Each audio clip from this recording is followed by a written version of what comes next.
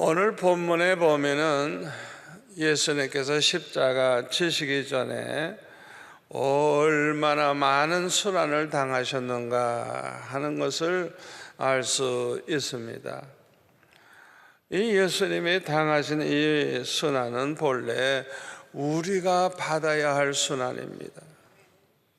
그런데 예수님이 우리 대신 그 순환을 당하신 것입니다. 그러므로 우리는 예수님께서 우리를 구원하기 위해서 우리를 대신해서 당하신 그 순환을 잠시도 잊어서는 안 됩니다. 하나님께서 우리를 사랑하셔서 독생자를 보내주심으로 우리를 구원해 주신 그 큰 사랑과 큰 은혜를 항상 기억하고 감사하면서 살아가시기를 바랍니다. 하나님의 크신 은혜와 사랑을 아는 사람들은요, 저절로 하나님을 사랑하게 돼요. 아멘. 주님의 사랑을 깨달은 사람들, 주님의 사랑을 아는 사람들은 그 사랑을 아는 만큼 감사하게 되고, 그 사랑을 아는 만큼 우리도 주님을 사랑하게 돼요. 그래서 누가 그렇게 살라고 말하지 않아도 저절로 주님을 기쁘시게 해드리려는 그런 마음이 생기고, 아멘. 주님을 위해서 그냥 십자가를 기꺼이 지면서 충성하는 그런 마음이 우리 속에 생겨나요. 그래서 우리가 이 하나님의 사랑, 주님의 사랑을 우리가 깨닫는 게 얼마나 중요한지 모릅니다. 창세기에 보면요, 태초에 하나님께서 천지 만물을 창조하시고 우리 인간을 만드셨을 때는 고난이라는 건 없었습니다. 고난이라는 건 아무것도 없었어요. 여러 가지 이유로 우리가 고난을 당하는데 고난이라는 게 없었어요. 고난은 언제 생겼죠? 아담과 하와가 선악과를 따먹은 다음부터 고난이 생겼어요. 하나님께서 먹지 말라고 하신 그 선악과를 따먹음으로써 죄를 범하고 저주를 받게 됐어요. 그때부터 우리 인간은 많은 고난 속에 살다가 결국은 죽어서 흙으로 돌아가는, 그것으로 끝납니까? 그 영혼은 하나님의 심판을 받아가지고 영원히 멸망당할 수밖에 없는 그런 인간이 되고 말았습니다. 고난은 죄값이에요. 고난은 일종의 저주라고 할 수가 있어요. 그런데 예수님께서 이 세상에 오셔서 우리 대신 많은 고난을 당하시고 마지막에는 십자가에 못 박혀 죽으심으로 누구든지 예수를 믿기만 하면 죄사함을 받게 되고 구원을 받게 되었어요. 그뿐이 아니에요. 저주까지 속량받았다는 거 믿으시길 바랍니다. 죄만 해결해 준 게 아니에요. 저주까지 다 속량해 주셨어요. 그래서 저주는 속량받고 이제는 복만 남았어요. 아브라함의 복을 우리도 받을 수 있게 된 거예요. 아브라함이 하나님을 믿음으로 받은 그 복이 어마어마합니다. 그런데 아브라함의 자손은 아브라함과 같은 믿음을 가지고 사는 아브라함의 자손은 아브라함과 함께 복을 받게 되어 있는 거예요. 여기에 대해서 사도 바울은 로마서 8장 32절 이하에 보면 이렇게 말씀하고 있습니다. 자기 아들을 아끼지 아니하시고 우리 모든 사람을 위하여 내주시니가 어찌 그 아들과 함께 모든 것을 우리에게 주시지 아니하겠느냐. 누가 능히 하나님께서 택하신 자들을 고발하리요 의롭다 하시는 하나님이시니 누가 정죄하리요. 죽으실 뿐만 아니라 다시 살아나신 이는 그리스도 예수시니 그는 하나님 우편에 계신 자여 우리를 위하여 간구하시는 자시니라. 누가 우리를 그리스도의 사랑에서 끊으리요. 환난이나 곤고나 박해나 기근이나 적신이나 위험이나 칼이랴. 아멘. 우리 예수님을 보내주셨어요. 우리를 죄에서 구원하기 위해서, 우리의 저주를 속량하기 위해서 그 귀한 아들을 내어주셨어요. 예수님 때문에 우리는 이제는 고발당할 것도 없고, 아멘, 정죄받지도 않고 아무도 우리를 주님의 사랑에서 끊을 자가 없다고 사도 바울은 이렇게 설명을 하고 있습니다. 그런데 오늘 본문 33절에 보니까 그 로마 총독 빌라도는 예수님에게 내가 유대인의 왕이냐 그렇게 질문을 했습니다. 여기에 대해서 37절에 보면은 네 말과 같이 내가 왕이니라. 내가 이를 위하여 태어났으며 이를 위하여 세상에 왔나니 곧 진리에 대하여 증언하려 함이로다. 무릇 진리에 속한 자는 내 음성을 듣느니라. 그렇게 말씀을 하셨습니다.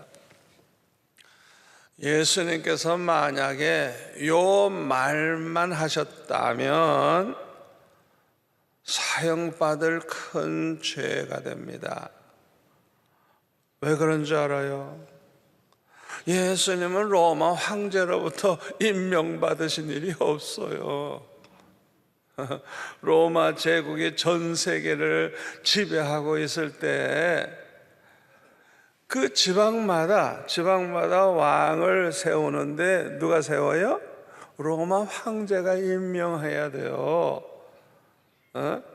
그러니까 이 유대인에게도 헤롯이라고 하는 사람을 로마 황제가 임명해서 왕이 된 거예요. 그런데 아니 예수님이 언제 로마 황제로부터 임명받았어요? 그런데 예수님께서 유대인의 왕이라고 그렇게 말씀하시면 이거는요 정신병자든지 아니면 아주 큰 반역죄가 되는 것입니다. 그런데 예수님은 36절에 보면은 이렇게 말씀하셨어요. 내 나라는 뭐라고요? 이 세상에 속한 것이 아니니라. 만일 내 나라가 이 세상에 속한 것이었더라면 내 종들이 싸워 나로 유대인들에게 넘기지 아니하게 하였으리라. 이제 내 나라는 여기에 속한 것이 아니니라. 너희들 눈에 보이는 이런 나라가 아니라는 거예요. 예수님께서 이 말씀을 하셨기 때문에 이 총독 빌라도로부터 오해를 받지 아니하게 된 것입니다. 다시 말하면 일반적인 세상 나라의 자기 왕이라고 그 주장하면 이건 미친 소리거든요. 이거는 죽을 죄거든요. 그게 아니라는 거예요. 내 나라는 이 세상 나라가 아니라는 거예요. 한 국가가 세워지려고 하면 세 가지가 있어야 돼요. 첫째가 주권이 있어야 돼요. 주권. 주권. 두 번째가 영토가 있어야 돼. 영토. 땅도 없는데 무슨 나라가 돼요? 첫째는 주권이 있어야 되고, 두 번째로는 영토가 있어야 돼. 땅이. 세 번째는 국민이 있어야 돼. 국민도 없는데 무슨 나라예요? 세 가지가 있어야 한 국가가 이루어집니다. 그런데 예수님은 하늘과 땅의 모든 권세를 하나님이 주셨어요. 대단한 것이죠. 이 세상 어느 인간이 그런 권세를 가졌습니까? 그래서 예수님은요, 하늘과 땅의 모든 권세를 가지시고 그 모든 걸 다스리시는 만주의 주가 되시고 만왕의 왕이 되시는 거예요. 그리고 예수님의 이 나라의 영토는 하늘과 땅, 아멘. 모든 세계, 하늘과 땅, 보이는 세계와 보이지 않는 세계까지 그 모든 세계를 다스리는 분이 예수님이에요. 예수님의 나라의 영토라는 건 이건 어마어마한 겁니다. 그런데 예수님의 이 나라의 국민은 누가 되느냐? 하나님께서 창세전에 택하신 백성들입니다. 이 사람들이 예수님의 나라의 국민이 되는 것입니다. 에베소서 1장 4절에 보면은 곧 창세전에 그리스도 안에서 우리를 택하사 세상을 만들기도 전에 미리 택하셨대요. 우리로 사랑 안에서 그 앞에 거룩하고 흠이 없게 하시려고 그 기쁘신 뜻대로 우리를 예정하사 예수 그리스도로 말미암아 자기의 아들들이 되게 하셨으니 이는 그가 사랑하시는 자 안에서 우리에게 거저 주시는 바 그의 은혜의 영광을 찬송하게 하려는 것이라 그랬어요. 창세전에 하나님이 택하신 이 백성들이 모두가 다 하나님 나라에 들어가서 우리 주님과 함께 영원히 살게 되는 거예요. 요 택함 받은 백성들이 예수님의 나라, 그리스도의 나라의 국민이 되는 것입니다. 그래서 사도 바울은 우리는 천국 시민권을 가지고 있다 그랬죠. 아멘. 왜? 천국에 우리는 시민, 국민이기 때문에. 그런데 이 모든 사람들이 다 세상에 사는 동안에 죄를 범함으로 다 죄인들이 되고 말았어요. 아무리 우리가 거룩하게 산다고 해도 한 번이라도 범죄하면 죄인이 됩니다. 여러분 이 사실을 아셔야 돼요. 야고보서 2장 10절에 보면 누구든지 온 율법을 지키다가 그 하나를 범하면 뭐라고요? 모두 범한 자가 되나니. 그러니까 모든 죄를 범한 자나 하나만 범한 자나 똑같은 죄인은 죄인이란 말이에요. 똑같은 죄인이 되는 거예요. 죄인이 되는 거예요. 심지어는 마음으로 범죄해도 죄이네요. 마음으로 범죄해도. 그래서 마태복음 5장 28절에 보면은 처녀를 보고 여인을 보고 마음의 음욕을 품기만 해도 이미 간음을 행한 것과 똑같대요. 자, 그러니 로마서 3장 10절 말씀대로 의인은 없나니 하나도 없도다, 이 고백을 할 수밖에 없는. 세상에 의인이 어떻게 있을 수가 있어요? 아무리 거룩한 딸도 범죄한 적이 있잖아요. 생각해 보라고요. 그러니까 우리가 마음으로만 죄를 범해도 안 되는데, 그냥 거룩하게 깨끗하게 산 의인이 어디 있겠어요? 그래서 전도서 7장 20절에 보면 이런 말을 했죠. 선을 행하고 죄를 범하지 아니하는 의인은 세상에 없다. 옛날 번역에는 전혀 없다. 전혀 없다. 세상에서 좋은 일만 하고 죄를 한 번이라도 안 범한 사람은 찾을 수 없다는 거예요. 있을 수도 없어요. 어떻게 보면 우리 예수님은 십자가에 못 박혀 죽으심으로 하나님의 택한 백성들의 모든 죄를 십자가 지시는 순간에 다 해결됐어요. 자, 이제 남아있는 건 뭐예요? 믿음으로 구원받는 일만 남은 거예요. 믿음으로 구원받는 일만 남은 거예요. 그러니까 일은 실수 없이 계속 해야 되는 거예요. 그런데 사도행전 14장 48절에 보면 맨 끝에 보면은 영생을 주시기로 작정된 자, 천국에 들어가서 영원히 살 자로 택함 받은 자는 다 어떻게 된다고요? 믿더라. 반드시 그 사람들은 다 예수 믿게 된다는 거예요. 어떻게 그게 가능할까요? 요한복음 6장 44절에 보니까 예수님 말씀하시기를 내 아버지께서 나를 보내신 내 아버지께서 이끌어주지 아니하면 아무도 내게 올 수 없다고. 누가 예수님께 이끌어요? 하나님께서. 아니 전지전능하신 하나님, 절대주권을 가진 하나님이 그냥 너는 죽어도 예수 믿어야 돼 하고 그냥 끌고 오시면 그걸 버틸 자가 어디 있어요? 꼼짝없이 그냥 교회 나오게 되고 예수 믿게 되지. 아멘. 또 요한복음 6장 38절에 보니까 예수님은 예수님의 뜻을 행하기 위해서 오시지 않았대요. 예수님을 보내신 아버지의 뜻을 행하러 왔는데 그 하나님의 뜻이 뭐냐?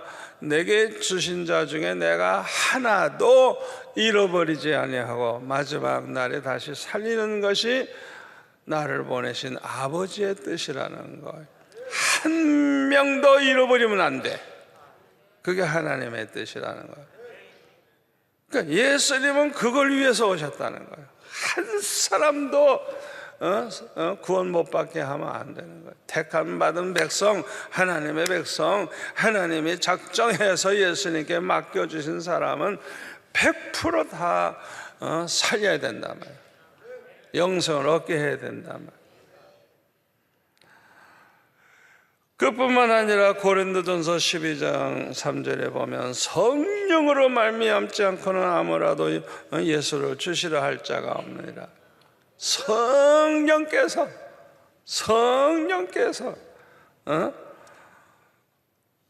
예수님을 증언하는 거예요. 예수님을 믿게 만드는 거예요. 성령께서. 그래서 요한복음 15장 26절에 보면 보혜사 성령께서는 나를 증언하리라 예수님이 말씀하셨어요. 나를 증언하실 것이라. 이 말은 예수 믿게 만드는 일을 한다는 거예요. 성령이.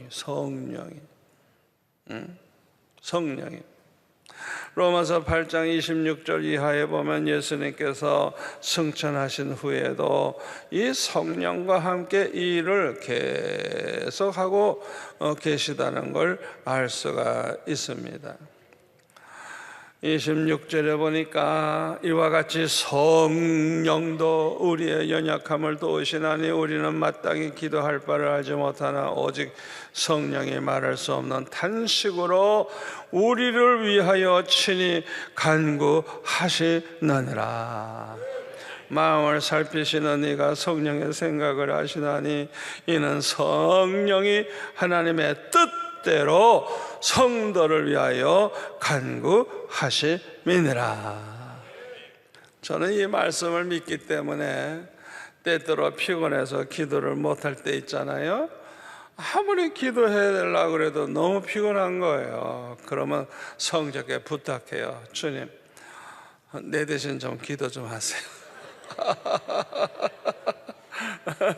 이 성령이야말로 얼마나 정확하게 기도하시겠어요. 하나님의 마음을 알고 하나님의 뜻을 아시는 성령께서 우리를 위해서 그냥 항상 간구하신다고 그랬는데, 그래서 제가 가끔 가다가 기도를 좀 제대로 못해도 걱정이 안 돼요. 왜? 성령께서 이 시간도 나를 위해서 간구하고 계실 텐데. 저는 성경 그대로 믿어요. 아멘. 성령께서 우리를 내버려 두면 큰일 나요. 성령께서 항상 우리 안에 계셔서 영원히 함께 하실 뿐만 아니라 우리를 위해 기도하고 계세요. 아니야, 간구하고 계세요. 간구하고 계세요.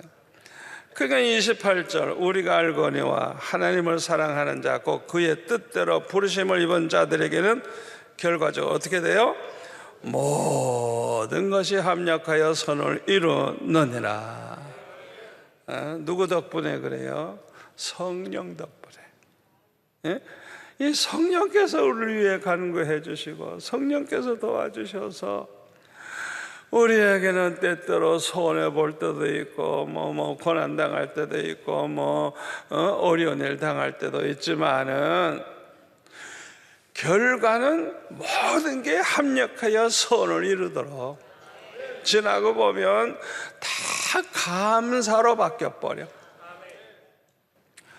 29절부터 보면 하나님이 미리 아신 자들을 또한 그 아들의 형상, 예수님의 형상을 본받게 하기 위해서 미리 정하셨으니 이는 그러 많은 형제 중에서 맏아들이 되게 하려 하심이니라. 또 미리 정하신 그들을 또한 부르시고 부르신 그들을 또한 의롭다 하시고 의롭다 하신 그들을 또한 영화롭게 하셨느니라. 그런즉 이 일에 대하여 우리가 무슨 말하리요? 만일 하나님이 우리를 위하시면 누가 우리를 대적하리요? 자기 아들을 아끼지 아니하시고 우리 모든 사람을 위하여 내주시니가 어찌 그 아들과 함께 모든 것을 우리에게 주시지 아니하겠느냐? 누가 능히 하나님께서 택하신 자들을 고발하리요? 의롭다 하시는 하나님이시니 누가 정죄하리요? 할렐루야, 할렐루야. 죽으실 뿐만 아니라 다시 살아나신 이는 그리스도 예수시니 그는 하나님 우편에 계신 자여 우리를 간구하시는 자시니라.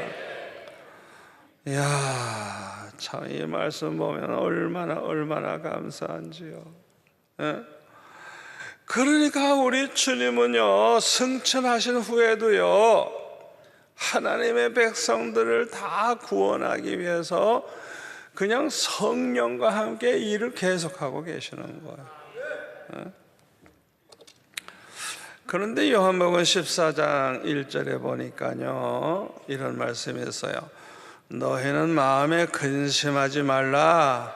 하나님을 믿으니 또 나를 믿으라. 내 아버지 집에 거할 것이 많도다. 그렇지 않으면 너에게 일렀으리라. 내가 너희를 위하여 거처를 예비하러 가노니 가서 너희를 위하여 거처를 예비하면 내가 다시 와서 너희를 내게로 영접하여 나 있는 곳에 너희도 있게 하리라. 한마디로 말하면 승천하신 예수님은 우리 있을 곳을 지금 준비하고 계시다는 거예요. 우리 있을 것이 준비되면 다시 오신다는 거예요. 다시 재림하여 주셔서 우리를 그리로 데려가신대요. 할렐루야. 우리 예수 믿는 사람들, 우리 예수 믿는 사람은 예수님이 재림하시는 일은 축복의 날이요, 영광의 날이요, 모든 고난이 끝나는 날이요, 천국으로 이사하는 날이에요. 아멘. 얼마나 예수 믿는 사람은 행복합니까? 안 믿는 사람은 심판의 날이에요. 다시는 예수 믿을 기회도 없어.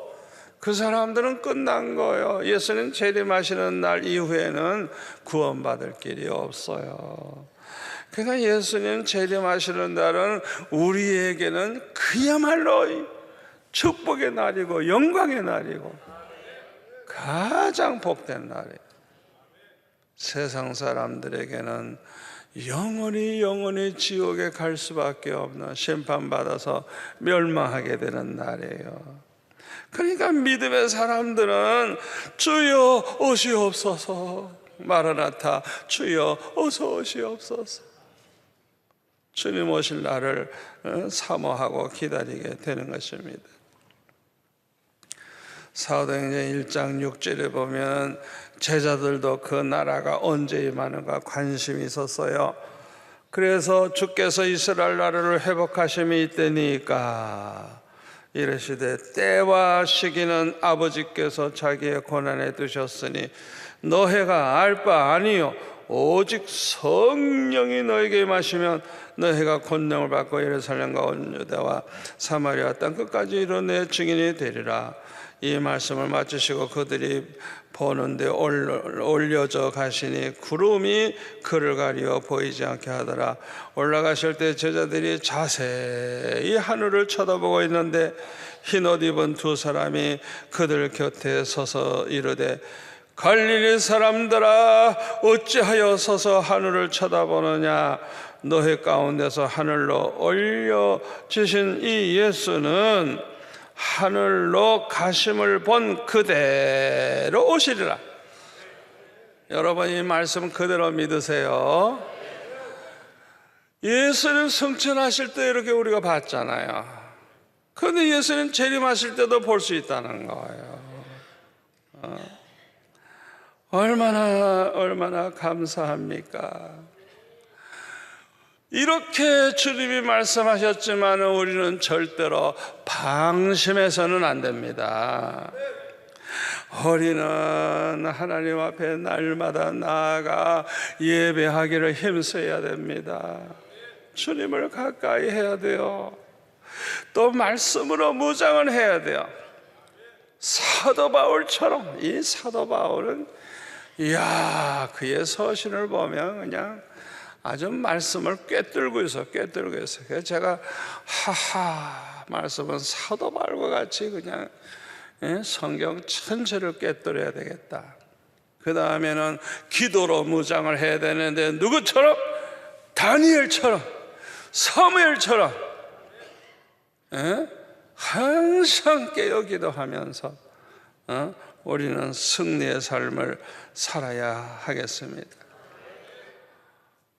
우리가 좋은 열매를 맺으려고 하면 철저하게 하나님 앞에 나와 예배드리는 것 절대 중단하거나 포기하지 마세요.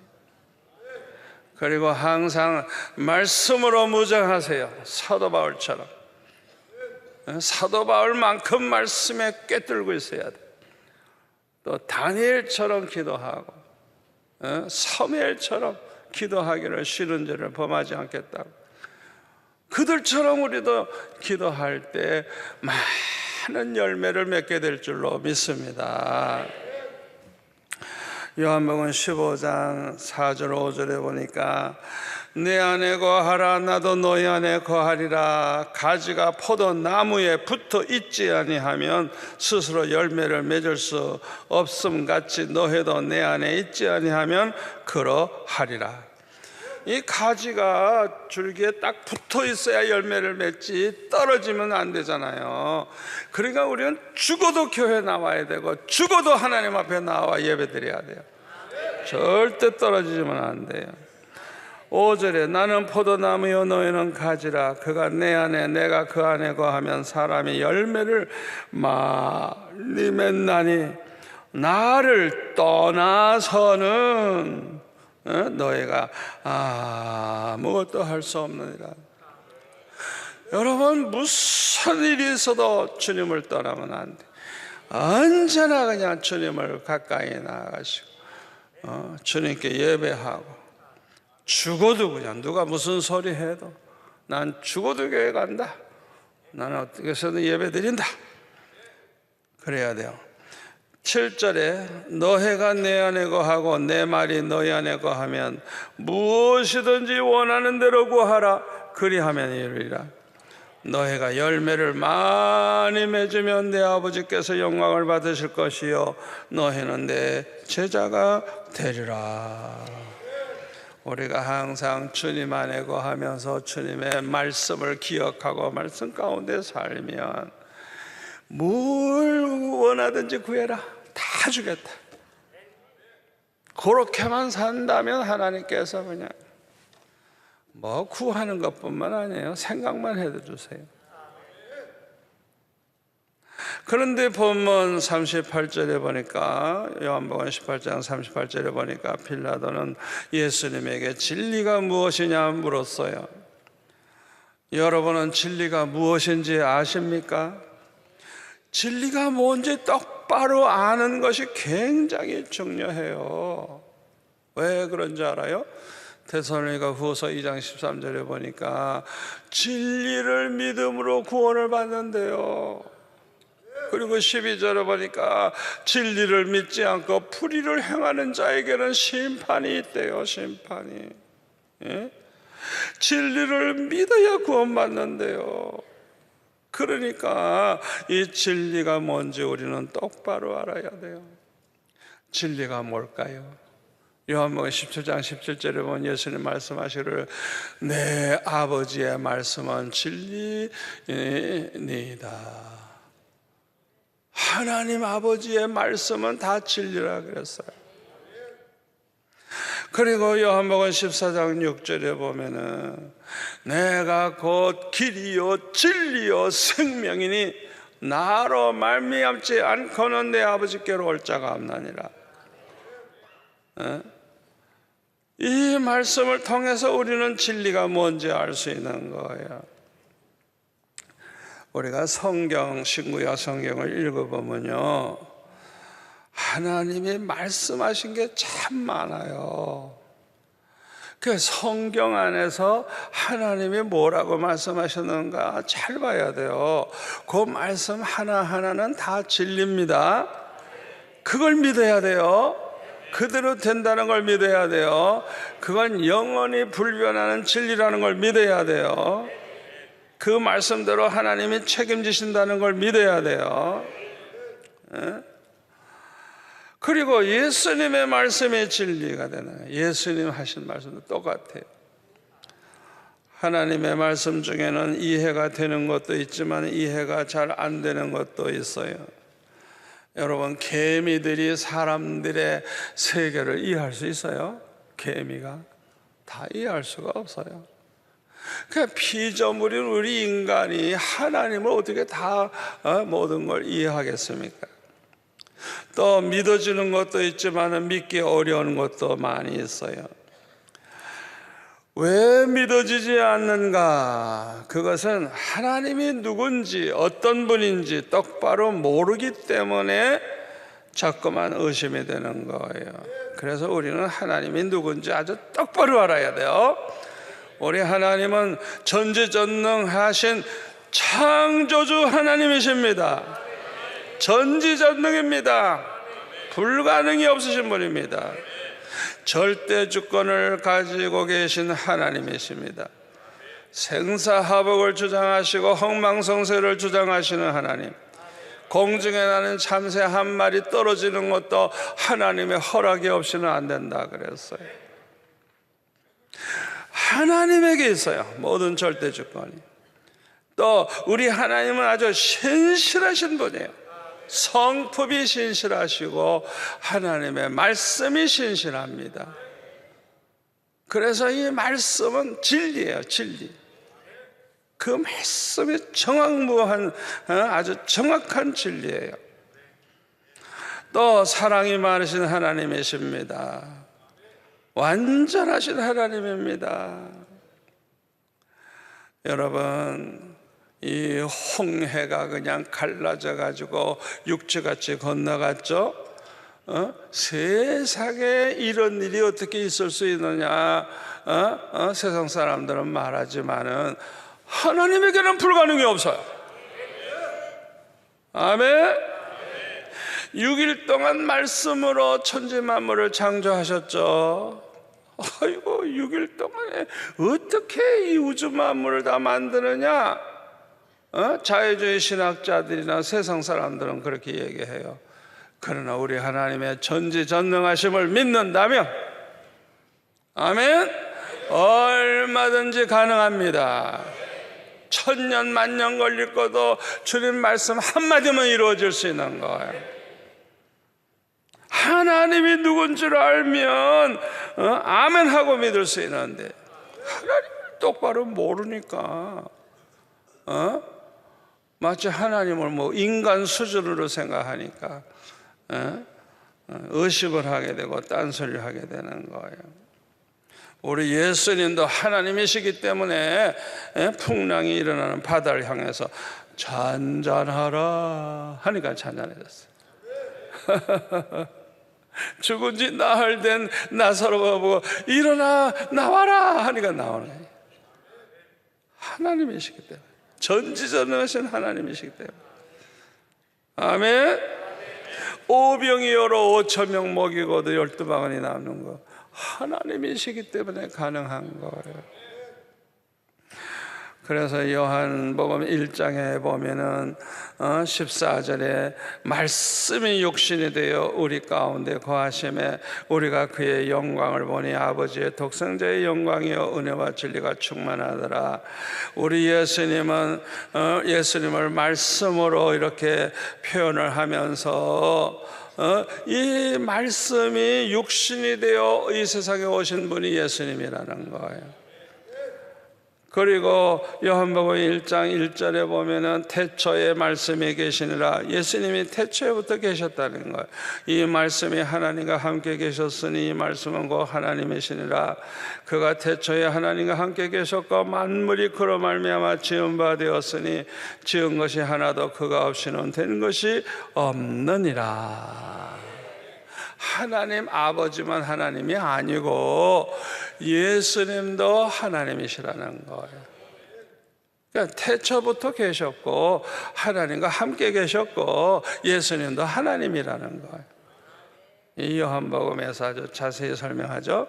또 요한복음 1장 10절에 보면 그가 세상에 계셨으며 세상은 그로 말미암아 지은 바 되었으되 세상이 그를 알지 못하였고 자기 땅에 오매 자기 백성이 영접하지 아니하였으나 영접하는 자 곧 그 이름을 믿는 자들에게 하나님의 자녀가 되는 권세를 주셨으니.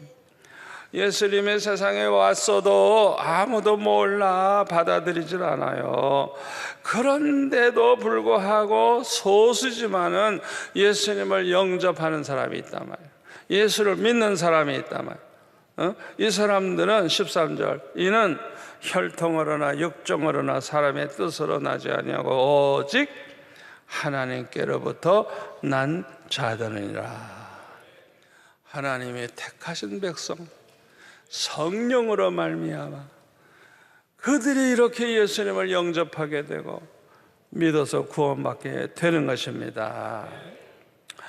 그런데 오늘 본문 37절에 보니까 우리 예수님은 그 빌라도에게 내가 네 말과 같이 내가 왕이다 말씀하시면서 내가 이를 위하여 세상에 왔나니 곧 진리에 대하여 증언하려 함이로라. 예수님은 이를 위해서 태어났고 이를 위해서 세상에 왔다는 거예요. 그리고 진리에 대해서 증언하기 위해서 오셨다는 거예요. 그리고 진리에 속한 자는 내 음성을 듣는다 그랬어요. 자, 왜 예수님은 왕으로서 진리를 증언하기 위해서 이 세상에 오셨을까요? 첫째, 진리를 믿음으로 구원받게 되기 때문에 아멘. 그래서 진리를 증언하기 위해서 오신 거예요. 두 번째로 진리가 되신 예수님을 믿어야 구원받게 되기 때문에 그래요. 예수님은 길이요 진리요 생명이라 그랬죠. 예수님으로 말미암지 않고는 아무도 아버지께 올 자가 없다. 오직 예수입니다. 예수님으로 말미암아, 진리가 되신 예수님으로 말미암아 구원받을 수 있는 거예요. 그래서 사도행전 4장 12절에 보면 다른 이로서는 구원을 받을 수 없나니 천하 사람 중에 구원을 받을 만한 다른 이름을 우리에게 주신 일이 없습니다. 예수 그리스도 외에는 우리를 구원할 자가 없어요. 오직 예수님만이 그리스도입니다. 예수님만이 하나님께서 아브라함에게 약속하신 메시아이신 것입니다. 하나님께서 아브라함을 부르실 때 아브라함의 자손으로 말미암아 만민이 복을 받으리라 그랬어요. 여기 자손할 때 복수가 아니고 단수예요. 그리스도를 말하는 거예요. 그리스도. 갈라디아서 3장에서 사도 바울이 설명하고 있잖아요. 하나님께서 아브라함에게 이 메시아를 약속하신 것입니다. 오늘날 자유주의 신학자들이나 이단들은 예수님만이 그리스도가 아니고 그리스도가 많다고 주장을 해요. 심지어는 자기가 그리스도래. 자기가 그리고 모든 종교마다 다 그리스도가 있대요. 기독교에만 있는 게 아니고. 그러니까 그리스도가 이 세상에 많다는 거예요. 이것을 아시고 마태복음 24장 24절에 보면 예수님이 이렇게 말씀하십니다. 같이 읽겠습니다. 거짓 그리스도들과 거짓 선지자들이 일어나 큰 표적과 기사를 보여 할 수만 있으면 택하신 자들도 미혹하리라. 여기 보면 거짓 그리스도들 그랬어요.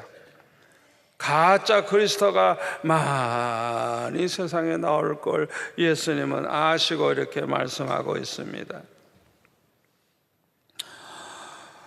그러나 예수님은 분명히 말씀하셨어요.